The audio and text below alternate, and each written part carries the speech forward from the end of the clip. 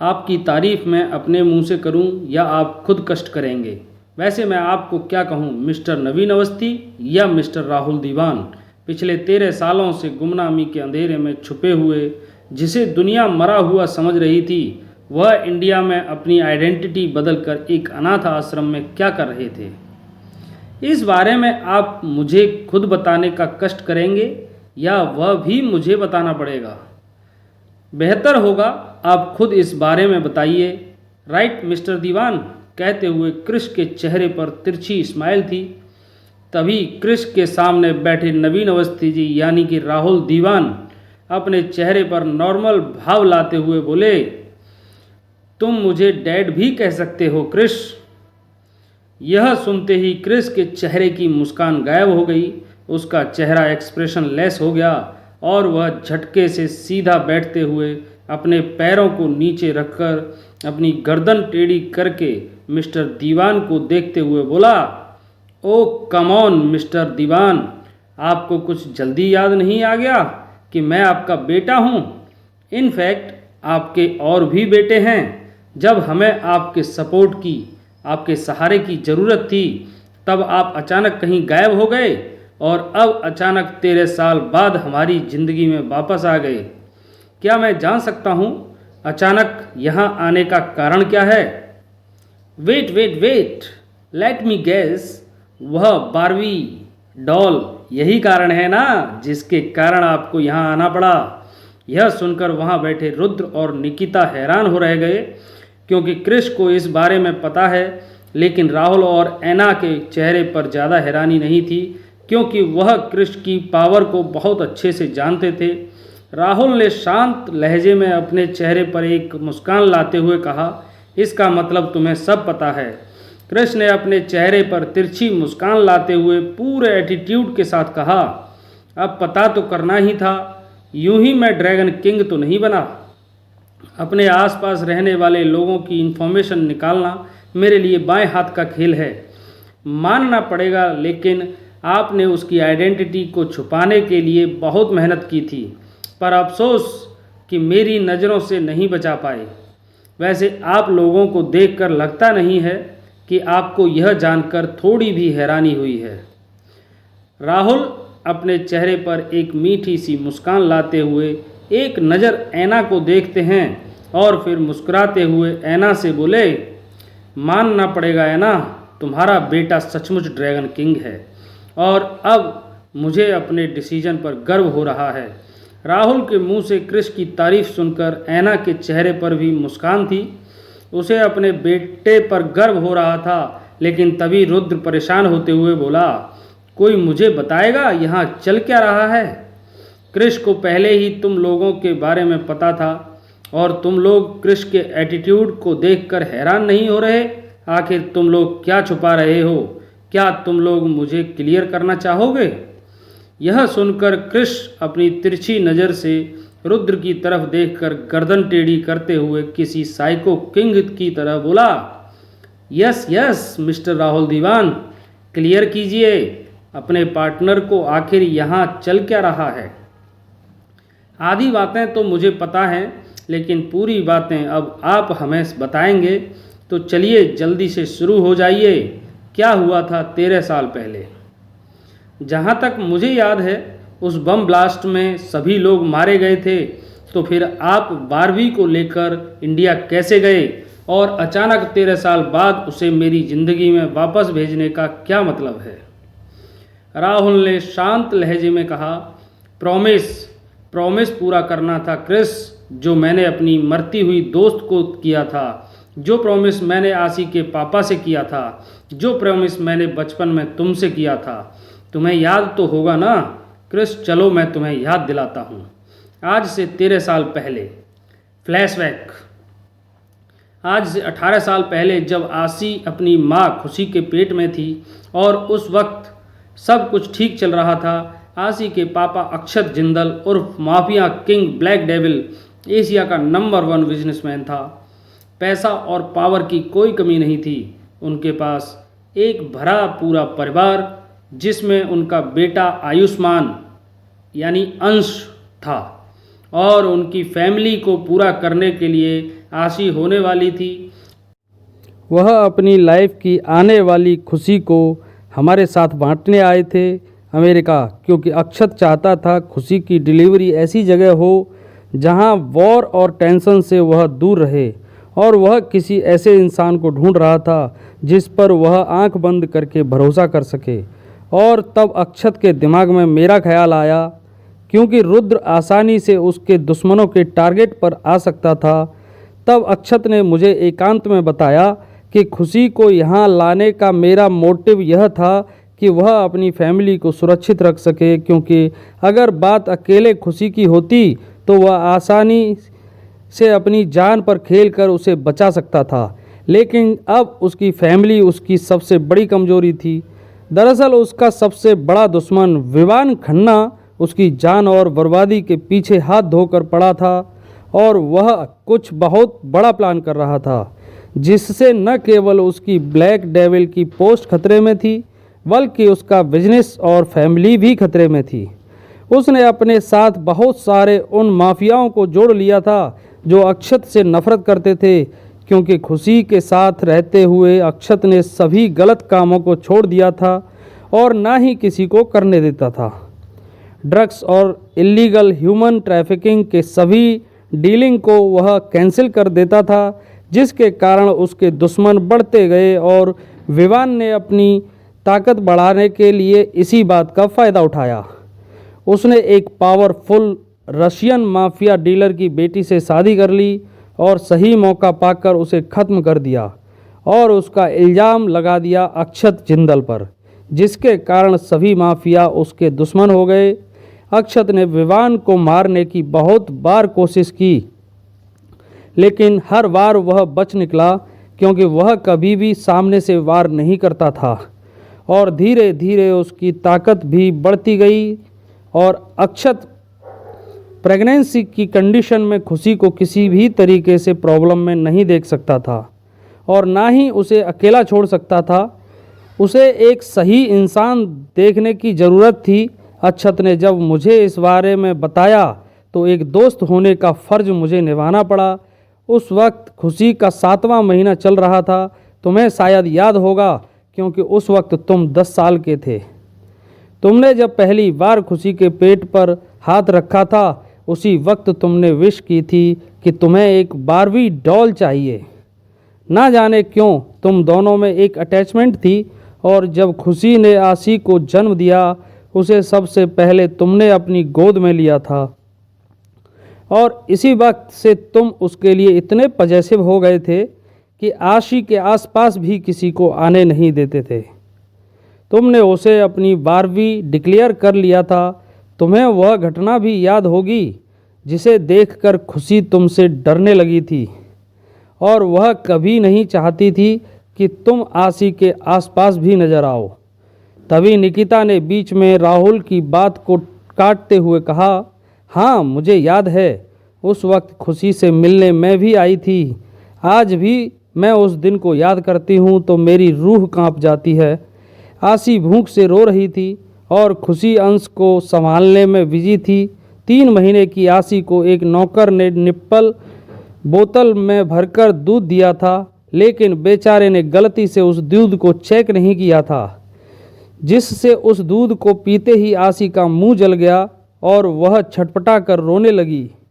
उसका चेहरा रोने से लाल हो गया था और उस नौकर ने अपनी गलती की बहुत माफ़ी मांगी थी, और खुशी ने इस बात के लिए उस नौकर को माफ़ भी कर दिया था। लेकिन अगले दिन उस नौकर की जीभ और हाथ कटे हुए मिले थे, जिसे देखकर खुशी और मैं चक्कर खाकर गिर गए थे, क्योंकि वह नौकर तड़प तड़प कर मर गया था। लेकिन खुशी को लगा था यह सब अक्षत ने किया था, क्योंकि उसकी प्रिंसेस को उस नौकर के कारण तकलीफ हुई थी। कहते हुए निकिता के चेहरे पर पसीना और डर था। उस घटना को याद करते ही उसके रोंगटे खड़े हो चुके थे, लेकिन क्रिस अपने चेहरे पर तिरछी मुस्कान लाते हुए बोला, उस नौकर की वह हालत मैंने ही की थी। डेविल अंकल ने नहीं। इन शब्दों को कहते हुए क्रिस का चेहरा अब बहुत ही खतरनाक लग रहा था।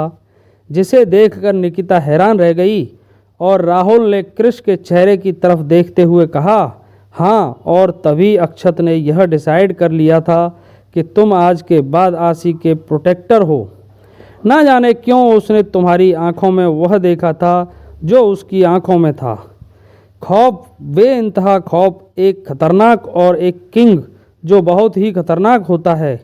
इस बात के लिए मैंने कभी भी अक्षत का सपोर्ट नहीं किया था, क्योंकि वह तुम्हें अपने जैसा बना रहा था, हार्टलेस क्रूअल मॉन्स्टर।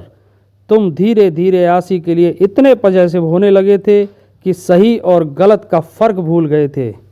तुम्हारे अंदर हमने अक्षत जिंदल ब्लैक डेविल की छवि देखी थी और इसलिए खुशी कभी भी नहीं चाहती थी कि तुम आशी के आसपास रहो।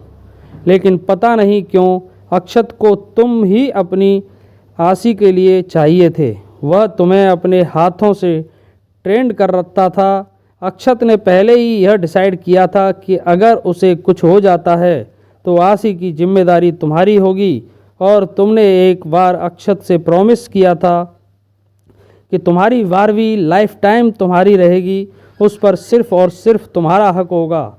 और अक्षत ने तुम्हें इस शर्त पर यह हक दिया था कि तुम हमेशा आशी को प्रोटेक्ट करोगे, उसे बनाओगे डेविल क्वीन और तुम बनोगे उसके डेविल किंग, जिसके खिलाफ मैं और खुशी दोनों थे। लेकिन ऐना और अक्षत को तुम पर भरोसा था, तुम्हें यह फैसला मंजूर था। तभी निकिता ने बीच में कहा, सिर्फ खुशी ही नहीं, मैं भी इस फैसले के खिलाफ थी। लेकिन रुद्र को भी अक्षत का फैसला मंजूर था, क्योंकि उन्हें भी लगता था अक्षत कोई भी फैसला गलत नहीं ले करेंगे।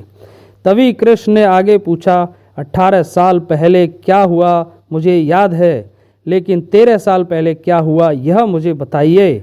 उस बम ब्लास्ट को किसने किया था और आप लोग उस दिन कैसे बचे?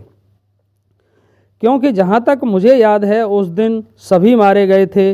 राहुल ने उस दिन को याद करते हुए कहा, आज से ठीक 13 साल पहले निक के बर्थडे के दिन हम लोग 2 कार में डिज्नीलैंड जा रहे थे। रॉकी और आशी की जिद के करने पर हम और हमारे आगे पीछे हमारे बॉडीगार्ड्स की कार थी। आगे वाली कार में खुशी, अक्षत, अंश और मैं बैठे हुए थे। तुम्हारे जिद करने पर रॉकी, आशी, तुम्हारी माँ, ऐना, तुम और निक पीछे वाली कार में थे, और अचानक ही धीरे धीरे हमारे बॉडीगार्ड्स की कार में ब्लास्ट होने लगा। अक्षत के वेल ट्रेंड बॉडीगार्ड्स ने तुरंत एक्शन लेते हुए तुम लोगों को कार से बाहर फेंक दिया ताकि तुम लोग बच सको। लेकिन लास्ट में आशी और निक को बाहर फेंका गया, जिसके कारण निक के सर पर चोट लग गई और उसकी वह हालत हो गई, क्योंकि वह बच्चा था। आगे वाली कार में ब्लास्ट हुआ। अक्षत ने अपनी तेजी दिखाते हुए अंश और मुझे भी कार से बाहर धक्का दे दिया और खुद खुशी को बचाने लगा। लेकिन तभी अचानक कार खाई में गिर गई और ब्लास्ट हो गई, और कुछ ही पल में वह पूरा इलाका सन्नाटे से भर गया। सब कुछ खत्म हो गया। चारों तरफ लाशें ही लाशें बिखर गईं। अक्षत और खुशी खाई में गिर गए, उनकी लाश भी नहीं मिली। अंश भी पता नहीं किस साइड गिरा, कहीं नहीं मिला।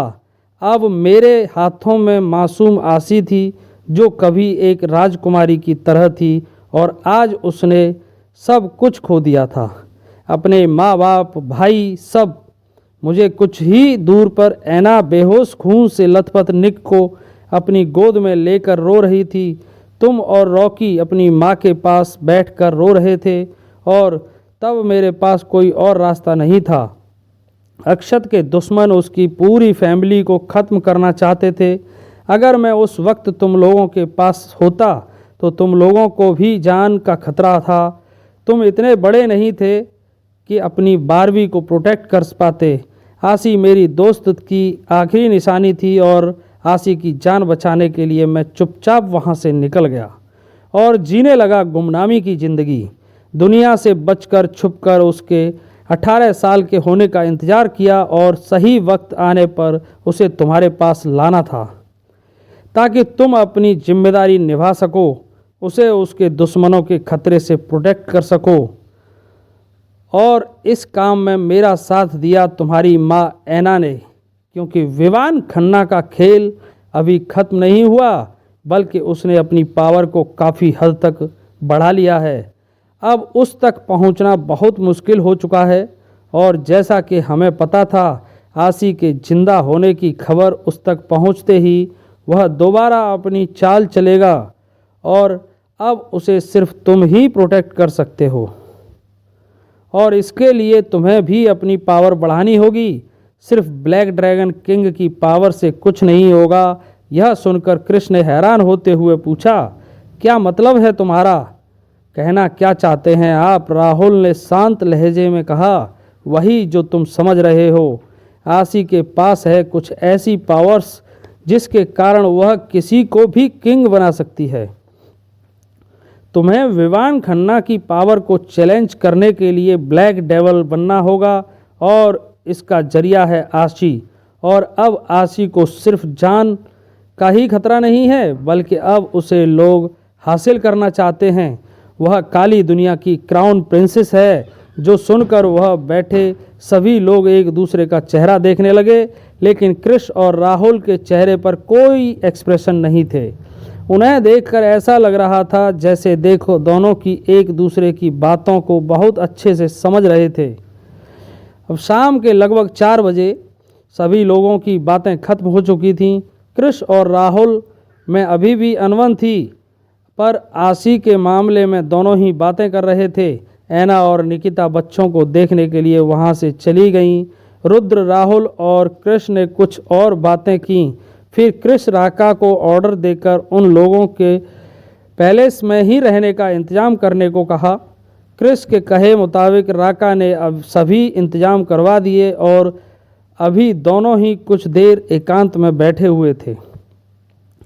कृष्ण कांच की बनी बड़ी सी विंडो के पास खड़ा होकर कुछ गहरी सोच में लगा हुआ था। तभी राका ने हिचकिचाते हुए कृष्ण से पूछा, कृष्ण एक बात पूछूं?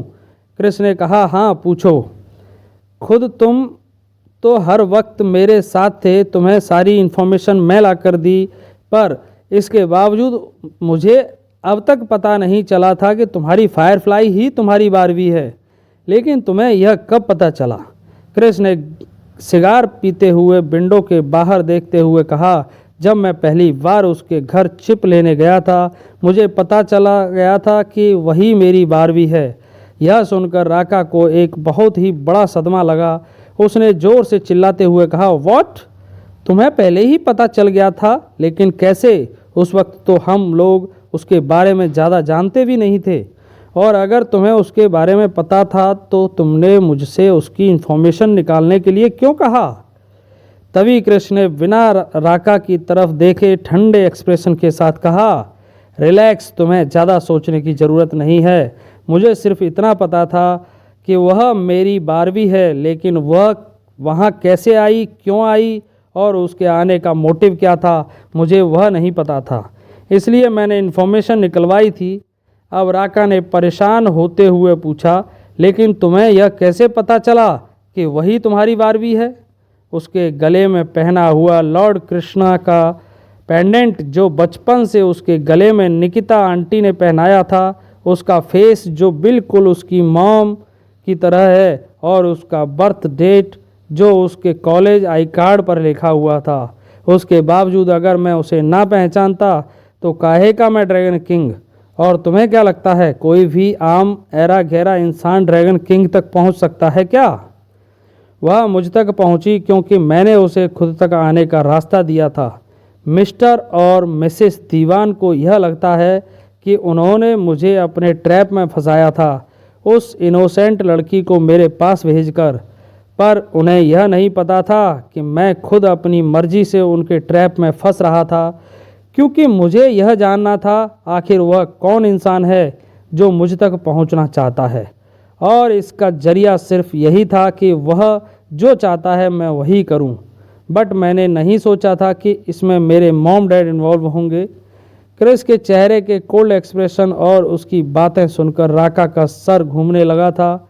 उसे इस बात का ख्याल ही नहीं था कि वह किसके सामने खड़ा है। इस वक्त राका के सामने जो इंसान है वह कोई मामूली इंसान नहीं है। वह जैसा दिखता है वैसा है नहीं। उसकी सोच कहाँ तक जा सकती है किसी को ख्याल भी नहीं है। अब राका ने डरते हुए पूछा, तो क्या तुमने उससे प्यार भी वारवी समझकर किया था? अगर वह वारवी न होकर सिर्फ तुम्हारी फायरफ्लाई होती तो? कृष्ण ने बिना इस बारे में ज़्यादा सोचे अपनी शिगार को एस्ट्रे में डालते हुए कहा, प्यार सोच समझकर नहीं होता। अगर प्यार करना या ना करना मेरे बस में होता तो डेफिनेटली मैं कभी प्यार नहीं करता। मैं नहीं जानता कि बारवी के लिए मेरे दिल में क्या था। मैं उसे प्रोटेक्ट करना चाहता था, बट मुझे पता है मैं फायरफ्लाई से प्यार करता हूँ। और तुम्हारे लिए बेहतर यही होगा, यहाँ की बातें यहीं रखो। रॉकी को अब तक तुमने जो बताया है वह काफ़ी है। तुम्हें अपनी आँख और कान और जीभ कंट्रोल में रखनी होगी। कहते हुए क्रिस वहाँ से जाने लगा और राका के माथे से पसीना छूटने लगा। राका के हाथ पैर कांप रहे थे। उसने डरते हुए कहा, क्योंकि वह क्रिस के गुस्से को बहुत अच्छे से जानता था और उसके इंसाफ को भी।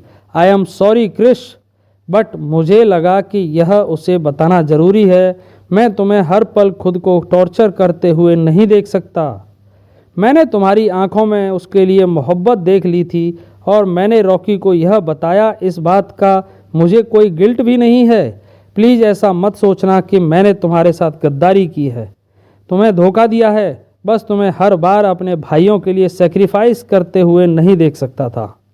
यह सुनकर कृष्ण ने राका की तरफ देखते हुए कोल्ड वॉइस में कहा, तुम अब तक जिंदा इसलिए खड़े हो क्योंकि मुझे तुम्हारी लॉयल्टी पर भरोसा है राका, वरना तुमने जो किया है उसका रिजल्ट तुम अच्छे से जानते हो। किंग की बातें किंग तक ही रहें तो बेहतर है। मैं डिसाइड करूँगा कि इस प्लानिंग को कैसे करना है, तुम नहीं। और आगे से कुछ भी करने से पहले यह याद रखना, यह मेरा पैलेस है। यहाँ कोई सांस भी लेता है तो मुझे उसकी भी जानकारी होती है। कहते हुए क्रिस अपने चेहरे पर कोल्ड एक्सप्रेशन लिए वहाँ से चला गया और उसके जाने के बाद राका ने एक लंबी सांस लेते हुए अपना पसीना पोंछते हुए कहा, ओ गॉड, बाल बाल बचा। मेरी ही मत मारी गई थी जो उस दिन मैंने रॉकी की आंखों में आंसू देखकर उसे सब बता दिया था। अगर आज मैं किंग का दोस्त नहीं होता तो सूली पर चढ़ा होता। मैं कैसे भूल सकता हूँ कि किंग की नज़रों से कुछ भी छुपना इम्पॉसिबल है। इसके दिमाग को कोई नहीं पढ़ सकता, इसलिए वह किंग है। अब फ्लैशबैक। रॉकी क्रिस के कमरे में उससे बातें करने गया था, पर उसने वहाँ आसी के कुछ सामान मिले, उनके कानों का झुमका और उसका दुपट्टा, जिसे देखकर रॉकी को अपने सवालों के जवाब मिल गए थे और वह अपनी आंखों में आंसू लेकर सीढ़ी के रास्ते वापस अपने कमरे में जा रहा था। और तभी उसकी टक्कर किसी इंसान से हुई और वह कोई और नहीं, राका था। रॉकी की आंखों में आंसू देखकर राका ने उससे आंसुओं का कारण पूछा था और रॉकी ने क्रिस और आसी के रिलेशनशिप के बारे में पूछा। यह सोच करके कि रॉकी को शायद आधी सच्चाई पता चल चुकी है, राका क्रिस के प्रति अपनी दोस्ती का फर्ज निभाते हुए रॉकी को सब बता चुका था कि रॉकी के लिए क्रिस ने अपनी मोहब्बत का सेक्रीफाइस किया है। फ्लैशबैक खत्म। अब राका ने अपना पसीना पोंछते हुए कहा, क्रिस सही कहता है, for long life it is necessary to control your eyes and tongue. आज के बाद मैं इस बात को सीरियसली लूँगा, कहकर राका अपने काम पर चला गया। इधर दूसरी तरफ विला में आसी ने राहुल को देखा तो दौड़कर जाकर उससे हग कर लिया और खुश होते हुए सभी से मिलवाते हुए बोली, दोस्तों यह मेरे बाबा हैं। मैं कहती थी ना, मेरे बाबा जिन्होंने मुझे पाल पोस कर बड़ा किया है। यह मेरे बाबा हैं, समर के पापा। राहुल को देखकर समर ने उनके पैर छुए और सभी उनसे मिलकर खुश हैं, लेकिन रॉकी उन्हें देखकर हैरान था, आखिर यहाँ चल क्या रहा है। तभी ऐना रॉकी की कन्फ्यूजन को दूर करते हुए उसे आसी के बारे में सारी बातें बता दी, जिसे सुनकर रॉकी को आसी के लिए बुरा लग रहा था और अब उसे अपने पापा के डिसीजन पर खुशी हो रही थी। रॉकी इतने सालों बाद अपने पापा से मिलकर खुश था। समर को पहले ही मालूम था कि राहुल उसके रियल डैड नहीं है, क्योंकि उसे बचपन में ही सच बता दिया गया था। लेकिन उसके बावजूद समर राहुल को ही अपना पापा मानता था। आशी को उसके दुश्मनों के बारे में कुछ भी नहीं बताया गया था। सिर्फ इतना कहा गया था कि बचपन में उसके मॉम डैड का एक्सीडेंट हो जाने के बाद राहुल ने उसकी परवरिश की थी और वह इतने दिनों तक अपनी फैमिली से इसलिए दूर था क्योंकि उसे नहीं पता था कि उसकी फैमिली जिंदा है।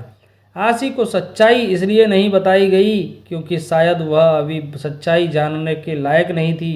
निकिता आशी से मिलकर बहुत खुश थी और उसने आशी को बात बता दिया था कि राहुल और निकिता उसकी माँ खुशी के दोस्त थे और उसके पापा अक्षत जिंदल के साइड के रिलेटिव भी हैं। उस हिसाब से अथर्व और निकिता आशी के कजन ब्रदर और सिस्टर हैं। मुझे जानने के बाद आशी की खुशी का ठिकाना नहीं था क्योंकि अब अचानक ही एक अनाथ लड़की की ज़िंदगी में उसकी फैमिली और दोस्त आ गए थे। आशी अपने मॉम डैड के बारे में जानने के लिए बहुत उत्सुक थी।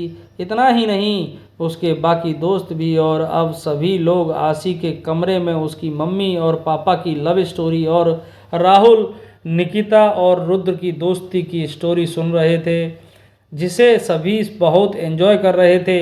आशी को जब यह पता चला कि वह बिल्कुल अपनी मम्मी की तरह दिखती है, और सिर्फ दिखती ही नहीं बल्कि उसका हर कैरेक्टर उसकी मम्मी की तरह है, उसे बहुत खुशी हुई।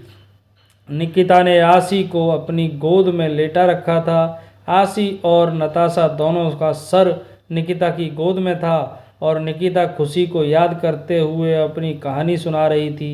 देखते ही देखते लगभग 1 बज गया और सारे बच्चे इन किस्सों और कहानियों को सुनते हुए सो गए।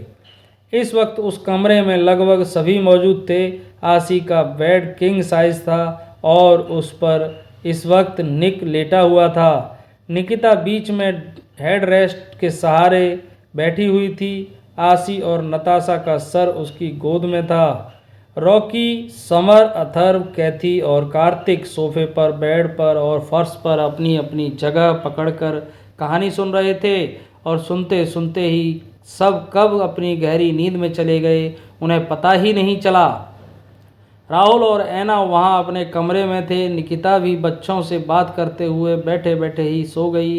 इतने सालों बाद निकिता का स्नेह पाकर आशी निकिता में अपनी माँ खुशी को देख रही थी। वह उन लोगों से काफ़ी अटैचमेंट फील कर रही थी। सभी के सो जाने के बाद लगभग 2 बजे आशी के कमरे का दरवाज़ा खुला और एक साया अंदर आया। उसने निकिता की गोद में सोई हुई आशी को देखा और कुछ पल उसे निहारने के बाद बिना किसी एक्सप्रेशन के आशी को धीरे से अपनी गोद में उठाया और उस कमरे से बाहर अपने कदम बढ़ा दिए।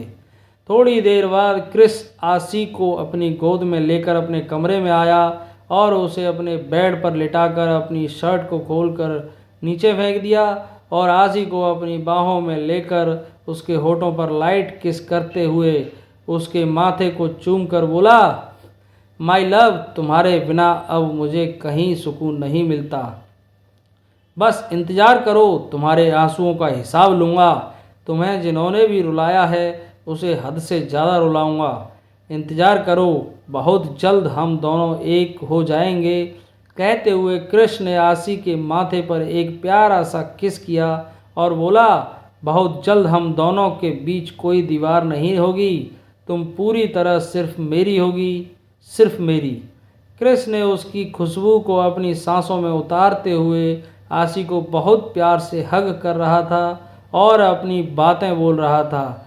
कुछ देर बाद क्रिस को भी नींद आ गई और वह भी आशी को अपनी बाहों में भरकर सो गया। दोस्तों, अभी कहानी में आने वाला है दिलचस्प मोड़ और खुलने वाले हैं कई ऐसे राज जो अभी तक नहीं आए थे सामने। दोस्तों, आगे की कहानी पढ़ने और सुनने के लिए जुड़े रहिए हमारे साथ हमारे चैनल DL हिंदी स्टोरी पर। दोस्तों, वीडियो को लाइक और शेयर और कमेंट करना ना भूलें, क्योंकि आपका एक लाइक और कमेंट हमारे लिए बहुत ज़्यादा महत्वपूर्ण है और आप लोगों का तहे दिल से शुक्रिया। मिलते हैं अगले वीडियो में अगले एपिसोड के साथ। तब तक के लिए धन्यवाद।